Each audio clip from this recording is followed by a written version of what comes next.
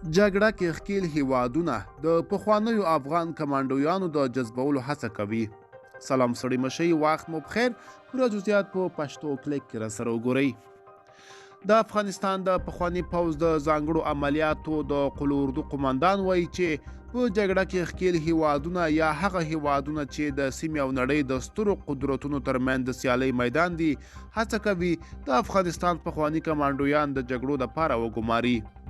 افغان کمانډویان د امریکایي او ناټو پوځونو له خوا روزول شوي تجربه لرونکي ځواک وو چې د طالبانو له واکمنېدو د مخه یې په افغانستان کې پیچلي پوځي عملیات پر مخ وړل او خپله وړتیا یې ثابته کړې وه.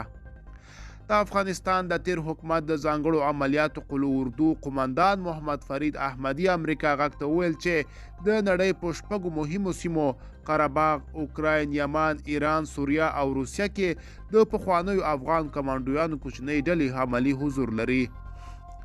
ښاغلي احمدي وویل د اوکراین، سوریې او یمن په څیر جګړو کې ښکیلې خواوې له افغان کمانډویانو څخه د دوی په لیکو کې د ورګډېدو غوښتنه کړې ده. دغه پخوانی پوځیان افسر وویل چې د جمهوریت له سقوط د مخه لږ تر لږه 10,000 سرتیري د افغانستان د ځانګړو ځواکونو په لیکو کې خدمت کاوه.